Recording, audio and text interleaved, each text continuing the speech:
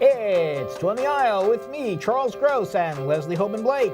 Tonight reviews of West, Choir Boy, God Said This, and American Son. Ladies and gentlemen, welcome to Two on the Aisle. And hello again, all of you out there in TV land, or YouTube land, or whatever land you're in. That's right, whatever land. Yes. Hi, Charlie. Hi, how you doing? I'm doing okay, All Charlie. right, How so are we're going to you? go to Sam Shepard land. And this is True West. True West. Which is one of his more popular plays, and by Sam Shepard's standards, it's actually next to normal. This is at the Roundabout Theater, American Airlines Theater, directed by James McDonald, and it is about two brothers, in this case played by Ethan Hawke and Paul Dano, who are about as different as Jacob and Esau were. Esau? Esau. Well, in Hebrew it's Esau. Oh, Esau. Sorry, So, okay. of course, anyway. It's okay.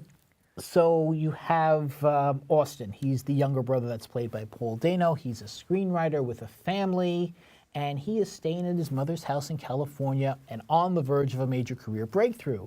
And then you have Lee, that's Ethan Hawke. He's the older brother. He's grubby, he's crude, he's just been camping out in the desert, and the first thing he does when he joins his brother at their mother's house is steal somebody's television set.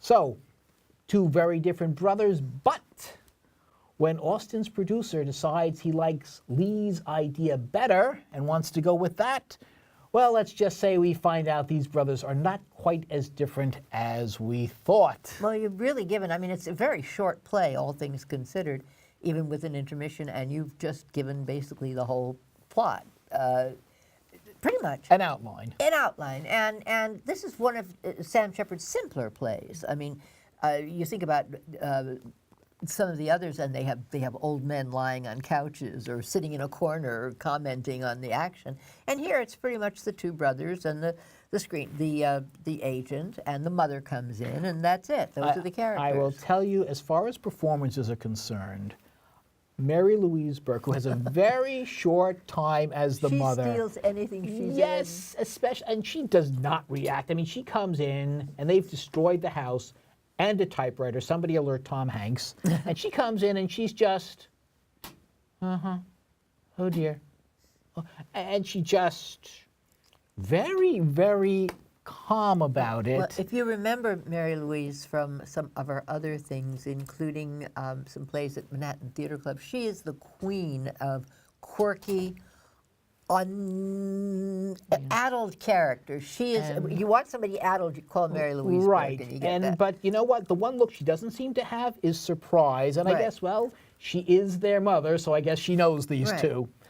Ethan She Hawke takes it in stride. pulls She out does. all the stops on this. He has this one very interesting bit of business. He's relieving himself in one plant while dodging another that's hanging over him, and paired very, very nicely I with have to Paul say, Dano. Ethan Hawke has become, as he's gotten older, as he's matured, he was always interesting, but he had an attitude, and there were a lot of things going on, and he matured into a really fine actor. He was just in something that was nominated for several awards in terms of film, and this is a terrific stage performance.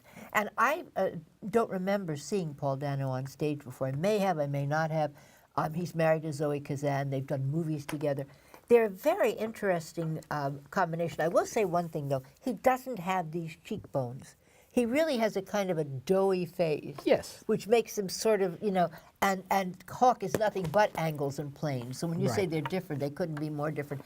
It is one of Sam Shepard's more accessible plays. That's a good word for it. What I missed in this production, and I've seen it now, I saw the original with Gary Sinise and John Malkovich, which was really astonishing. And then I saw the one that Philip Seymour Hoffman did where they Right. switched Roles I every don't night. remember Yes, who the I other saw that player also. was, but so it's at least the third or maybe the fourth time I'm seeing it. And what I missed in this one, even though the stage set gets destroyed, the stage set by Mimi Lean, who is a Tony-winning director. I marvel at how they clean it up every night. I know. But the entire what set it missed is... But what it missed is the sense of danger. You get a sense of danger off Ethan Hawke's character at the beginning, and then there's a lot of blah, blah, blah, where there's no sense of danger. And then they switch roles, and at that point, I remember being afraid of what was going to happen next. And I didn't feel it in this production. Now, could that be because you're familiar with it? It could be, but I also think I've seen it twice where I got the sense of danger. So the fact that I didn't get it is, okay, maybe I've seen it too many times, but I think it was Or maybe you're just like the mother and you've come to accept these two. No, I think I was waiting for it and it didn't happen All right. for me. I have to say, I'm not a big Sam Shepard fan, so I'm only going to give this 3 playbills, not because good production, but I really am not a admirer of Sam Shepard. I think if you are an admirer of Sam Shepard, you probably give it 4 or 5 playbills. I would go 3.5, and I would give the set 4 Okay. points. The set is phenomenal, Yes. and what happens to the set is phenomenal. But that sort of speaks badly for the production. I when suppose that's, it you know. does. It does. But anyway. So let's talk about Choir Boy. Oh, Choir Boy. Well, now this is an exceptional play by Terrell Alvin McRaney, who won the screenwriting Oscar for Moonlight. And this is one of his plays. We saw his plays, the brother and sister plays, down at the Public. And he runs the playwriting department at Yale. So let's face this, guys. He's a somebody. And this is the play that he wrote. It's called Choir Boy. It stars Jeremy Pope and Chuck Cooper and Austin Pendleton, among a series of young men whose names I will read off later because I don't know them. Austin Pendleton plays a teacher named Mr. Pendleton. Yes, which is, I don't Boy, were they understand- lucky to yeah, get him. I know, I'm telling you. Well, then we didn't have to change the monograms. But what happens is, it's about a young man who is the lead singer in a junior year at an elite boys African-American school named after Dr. Charles Drew, who was the first man to invent the ability to separate serum and blood plasma from, anyway. So the problem of the play is that Jeremy, it's not a problem really, but Jeremy is gay. He's very gay. He doesn't mind being gay. He doesn't try to hide being gay. And the other boys say things to him. They use homophobic expressions. And interestingly, racial expressions. Well, but it's not. You've never heard the N-word so much in a recent play. Yeah, but they call each other that. They all call Yes. each other that. They don't all call each other the words that they call him. My problem with this play is it doesn't feel like a play. It feels like a series of vignettes, a bunch of scenes that, they're sort of connected, but not comprehensively. In other words, Ferris is described as swishy, and that, to me, is the perfect way to describe this play. So consequently, I didn't feel there was enough character development, even There are with 7 Ferris. different spirituals and songs that the guys sing that tie this together. And they do a cappella singing and what they call stepping. It's something that's done at some of the, like Grambling University does stepping. And they step during the song. And it's so exciting, and you can't wait for the next one of those to happen. And the scenes are there, and they all make sense. There's a lot of nudity in the locker room scenes, which, we talked about that afterwards. I don't think it's gratuitous. I think it's part of what goes on in the locker room. But Because Leslie has spent plenty of time in men's locker rooms. I've spent plenty of time in women's locker rooms, so, Okay. here's the deal. Can't say the same. I admired the singing, but I didn't feel that it helped the play the way you did. To me, it was a nice interlude, and they sing these songs very well. They sing them a cappella, and it's lovely. But to me, it did not help the play at all. It seemed to actually be removed from the play for the most part. I did like Jeremy Pope as the boy. I liked J. Quinton Johnson as his nemesis, although none of the supporting characters, except for Chuck Cooper as the headmaster, Right, and Austin Austin Pendleton, Pendleton, made right. much of an impression on me, either via the performances Right. or via how they were written. So it just did not come together. And frankly, if this guy's running the Yale drama program, he needs to submit it back One to of his topics is to young his teachers. black gay men finding themselves, or young black men finding their own sexuality. Either way you want to read that. And that's a very, he has the right to write those plays. I'm not saying he doesn't. Yeah. I just want them I written. thought- I just want them written better, I thought and that this is was- why I will only give this 3 playbills. I will give it 4, and Jeremy Pope is moving on to the Temptations play, Ain't Too Proud. He's going to be playing in that, Okay, so and we I get am to see him certainly again. looking forward to that. He certainly showed us that he can sing. Yes, he did. This is one of the 2 God plays that we've seen recently. I think it's God Appears. God shows up. God is shows the other up. play, Yes, and we'll be talking with the author of that. momentarily. This is God Said That, and God actually does not appear in this play, but he is called on quite a bit because it is about a mother in Kentucky who is sick with cancer and undergoing chemotherapy. This is written by Leah Nanica Winkler. It's at the Cherry Lane. It's a primary stages production at the Cherry Lane. Morgan Gould directed. And although this is not autobiographical, there is a lot of parallel between what happens in this play and her real life. Well, the mother is Asian. The mother is Japanese. Yes. The girls are Eurasian. The father is a Kentucky, and you'll forgive me. I a mean, he's Kentucky redneck. a I think redneck. that's There's the no best. other phrase for it. I mean, Yes. And the mother is so, she's petite, but she's also, she's fine. I don't know what a word for that would be. She's a Small. No, she's No? a good person. Yes. She's a smart person. Yes. She's smarter than he is. Yes. She's pretty much raised the girls herself, and I don't know how they've stayed together. Well, they haven't stayed together. That's the thing. The older daughter, that's hero played by Satomi Blair, has moved off. She lives. No, I don't know how the husband and wife have stayed together, and they seem to be very much in love okay. with each other, and I don't get that relationship at all. You know, I do. I don't. Oh, okay. You know, well, again, it's not something I identify with, Okay. but I do understand it. Bottom line is the family is very fractured. The older sister has moved away, and she and the father have been estranged. The younger sister has found Jesus, and that's what keeps her together. And interestingly, this is part of a series. This is the second in a series of plays about this family, and there will be a third. Oh, And I did not know that. we see them apart, we see them together. The father is a recovering alcoholic, nicely played by Jay Patterson, who has a rock collection. Satomi Blair has a definite attitude. She's the sister who moved away and made a financial success of herself, but there is no one in her life. As mentioned, the younger one, that's Emma Kiku, I think it is. Has a boyfriend. Has a husband. Has a husband. Has a husband.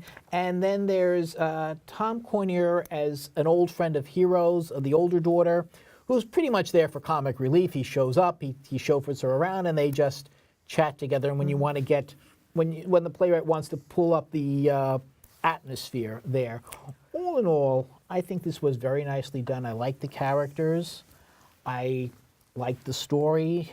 Certainly, it's not the first play dealing with cancer that I've sat through. That's a picture Yes, of the that playwright. is the if playwright. you We could had a very see that. interesting talk back Yeah. with her after the play. Oh, I didn't stay for that. That is Leah Nanica Winkler, and I thought it made good use of the characters. I thought there was good interaction. I liked the way it was directed. And I would give it 3.5 playbills. I am so tired of plays that rope me in for whatever they think, and then they are plays about people dying in hospitals, and people maybe making it up with their families and coming. I can't take any more of them. So I come with Well, you've had to kind of I've had a lot live of- through this, yes, so I've it's had a a lot of little this it's a lately. little harder because you have to rehash some very And I'm going to recuse recent. myself from these plays for a while, because you said to me, well, how would I feel if it was Wit? And the truth is, I wouldn't want to go see Wit right now.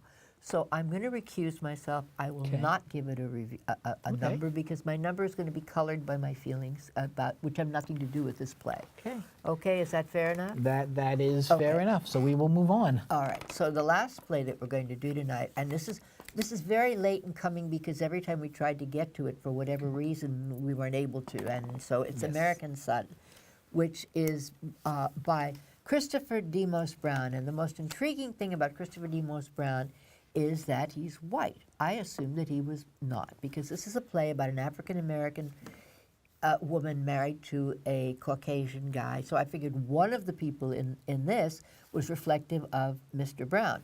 No, he is married to a Greek woman.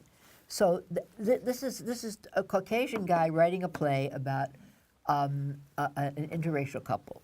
Now that's the first. And doing it very nicely. And doing it very nicely, and it's a first in a long time because we've had a lot of plays about interracial couples, and they've all been by African Americans. So this is very interesting, and it's a very quick play. It's I think about 80 to 90 minutes long, no longer than that, no intermission.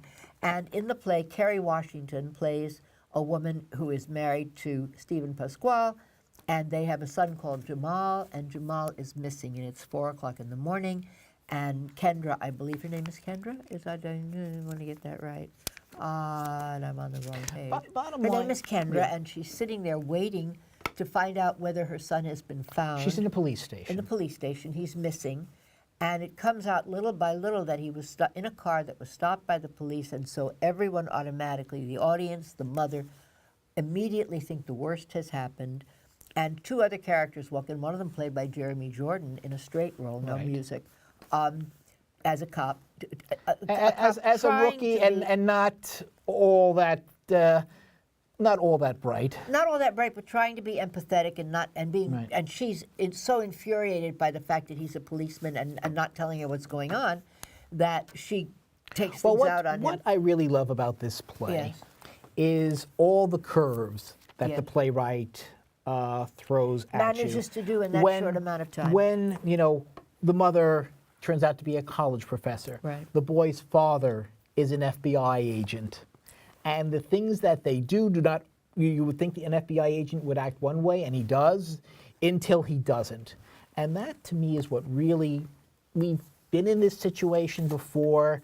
In fact, the Jeremy Jordan and Eugene Lee, who plays a black lieutenant, who comes on the case there, I don't want to say standard issue, but they hang pretty close to the cop stereotypes, but they do it well. Yes, but what happens is they have one attitude toward her because she's African American. They have another attitude toward him because he's white and an FBI agent. Well, he does. Well, Jeremy Jordan's character does. The Eugene Lee as the police lieutenant seems to treat them both pretty equally.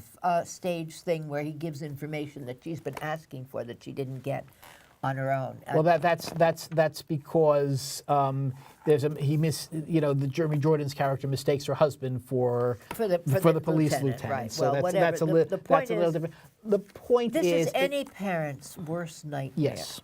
Any parent. Yes. And then to add to that, the double whammy of by now I think pretty much everybody of all races knows about the talk that black parents have with their children and that interracial parents have with their children about don't say anything to a policeman. Right. If a cop stops your car, just get out. Don't reach for your wallet. Don't do anything untoward. And I would say I would find that very boring because we've heard that so many times and we've seen it so many times. But here, the characters, the situation is just so beautifully balanced by the playwright. Yes. The tension. What was missing for me in True West was here in buckets. Well, what was missing for me in True West and Choir Boy was a really amazing plot that keeps you on your seat's edge until the end. Yeah. And for that reason... And you know who the director of this is? Kenny Leon. Kenny Leon can do that, and he's got two brilliant actors in the leading roles, and he did. And that is why I am giving this 4 playbills, and it took me a while to get to see it, but I am so glad I did. Yeah, I would give it 4.5. I think it deserved a longer run. It was a very short run because both of these people have other places to go and things to do. But I really wish that you could all have seen it, and maybe it will come back, or maybe it'll be made into a movie or something, but really exceptional piece of writing. Right. And now we have an interview. It's my pleasure this evening to introduce to the rest of you someone that Charles and I know very well, and someone that the theater community knows very well. His name is Peter Filichia. He is a critic. He is a writer par excellence. He has written several books. And tonight we have him on because he's just written a show, a play, called God Shows Up, which we went to see. And we asked him to please come and talk to us about it. He works in many mysterious ways, and has. Are we talking works- about God or Peter? both? And they both showed up. Well, Peter, tell us about the mysterious way that you worked on this play. Well, it happened because I host a ceremony every year called the Theatre World Awards, which gives out prizes to people who are making their Broadway or off-Broadway debuts. So I get up there and I tell a few good jokes and a few bad jokes. And under the circumstances, people respond. And Eric Krebs, the Broadway and off-Broadway producer, did. He called me the next day and said, listen, I like your sense of humor. I've always wanted to see a play written about what would happen if God showed up on Earth. So what was really nice, I said to him, well, Eric, this sounds like a commission to me. So as a result, I think you should write a check. And, you know, they never do, but he did. But he did. So therefore, I had to do it. You know? So it started off as a one-person show. It then went to a two-person show. Then we did it just informally. We were having a reading, and Dan Lauria, the actor, dropped by. And he said, oh, I want to see it, too. So he saw it, and he said, you know, I have an idea. I think there should be a third character. So as a result, there is. I thought it was a good idea, and it's turned out to be very, very worthwhile. Who were the first two? You had God, obviously. We had God, and God has come down to earth to be on Dr. Thomas Rahan's show. He's a televangelist who preaches prosperity gospel, that if you give money to God, he will therefore bless you with money. I think we all have a good idea who he's really based on. And so God wants to show up in the show and straighten out a few things. Not necessarily nastily at the beginning anyway, but just wants to clear his name. It's a play that really does question a lot about Scripture, and this fascinates me. I mean, was this painful for you? Because I know you're a very religious person. I wouldn't call it painful, But no. Well, it certainly took a different attitude, a different presentation of God than I would agree with. I mean, if I would have to choose a God portrayed on stage or film, I think I would have to go with George Burns in Oh God. But I do point out that there is a saying among the rabbis that if Moses were to look and see how we are interpreting the Bible today, he wouldn't recognize it. Now, unfortunately, sometimes people take that a little too far. They say, well, Sabbath observance isn't necessary. And it kind of is, but there are a lot of things I could name. I won't do that right now that sure. are certainly very different, are likely different than they were intended to be. Well, I don't mention this in the play, but there was a time when nobody could understand what Mistress Quickly in Henry V was saying when she was talking about Falstaff's death, that he tabled of green pastures, and nobody knew what that meant. And finally they found like the first folio or something like that, and they found it said he babbled of green pastures, and they figured, oh, that's the 23rd Psalm, he was dying, he was doing that. So that's a mistake from the 16th century, 15th century, and how many mistakes might there be in the Bible? Is it possible that some of those thou shalt nots were really thou shalts? I mean, who knows? We're making this sound very heavy. The play itself really is a comedy. It's a very lighthearted version of God. Oh, I want it to be. I want God to be a nice guy. I'd like to think he is a nice guy. And part of the point of the play is that he isn't a fire and brimstone type guy, that he's not the bad guy here, the televangelist who's trying to extort money out of people on the promise that they will get wealthy. That's the bad guy as far as I'm concerned. How long is the show going to be running?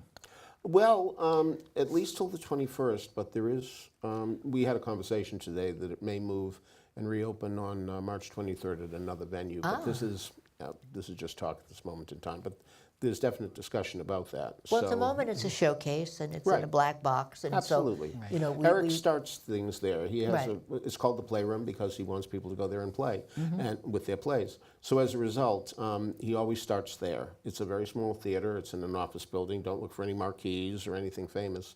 But nevertheless, that's where he starts, and if he likes it, it goes on. But as of this morning, he called me and said, May have something there. Well, I must, just a side issue, we asked Eric to join us as well. Eric Krebs is a very well-beloved. You bet. And producers are not always beloved, but Eric is very much Eric beloved. is, and frankly, this play went into a direction that he didn't see coming, and he has gone along for the ride, and he's been very gracious about that. I'd just like to concentrate on some of your theater critic work. I noticed in your bio you wrote, let's see, strippers, showgirls, sharks, A Very Opinionated History of the Broadway Musicals That Did Not Win the Tony Award. Right.